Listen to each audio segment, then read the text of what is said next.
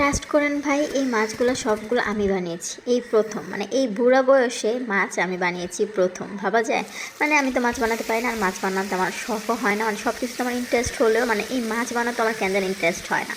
আর মাছ বানাতে পারি না তা বলবো না, পারি, বাট আমার বানাতে একদমই ভালো লাগে না। কিন্তু এবার ঠেকাতে পরে বানিয়ে ফেলেছি, কারণ কি করব, বাসায় তো কেউই নাই বানানোর। তো বানিয়ে নিয়েছি ঝাটকা ইলিশ মাছ। তারপর হচ্ছে আপনার কচুরমুখী দিয়ে রান্না করব, আলু দিয়ে রান্না করব। তো তার জন্য কচুরমুখীগুলো ভেজে নিয়েছি হলুদ লবণ দিয়ে, মাছটা হলুদ লবণ দিয়ে ভেজে নিয়েছি। তারপরে একটা পেঁয়াজ কেটে অর্ধেকটা আমি তরকারিতে দিয়েছি, আর অর্ধেকটা আমি ভর্তাতে দিব, মানে ঢেঁড়স ভর্তাতে দিব।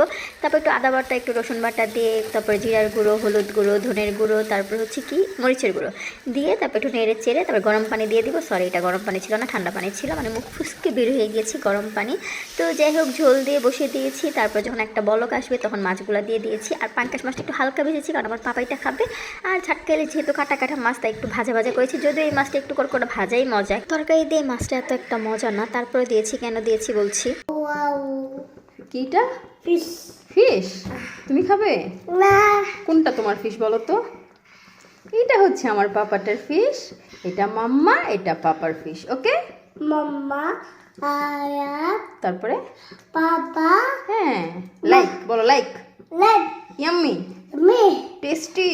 আয়া হ্যাঁ, আটা ওকে। আর না, মজা না হওয়া সত্ত্বেও কেন দিয়েছি জানেন? কারণ কিছু স্পেসিফিক তরকারি আছে যেগুলো ইলিশ মাছ দিয়ে অনেক মজা হয়, যেমন কচু, তারপর কচুরমুখী, তারপর হচ্ছে আপনার পটল।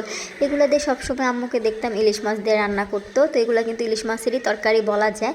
তো কি করব, এখন তো ইলিশ মাছের দিন নাই, আর ইলিশ মাছ এই সিজনে খাই নাই, তাই ভাবলাম ঝাটকা ইলিশ দিয়ে কচুরমুখী দিয়ে তরকারি খেয়ে নিই, মানে দুধের সাথে ঘুলে মেটানোর মতো। আর সাথে ছিল হচ্ছে ঢেঁড়স ভর্তা, নর্মাল ভর্তার মতো করেছি, দেখতেই পেয়েছেন। আর পাপাটার জন্য ভাত বেড়েছি। তো এই তো, আল্লাহ হাফেজ, আসসালামু আলাইকুম। ওকে ফিশ দিব?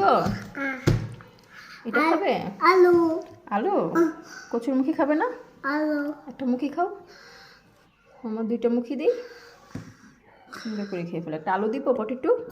মা এই যে পটেটো, দাঁড়াও, ওয়েট, এই যে।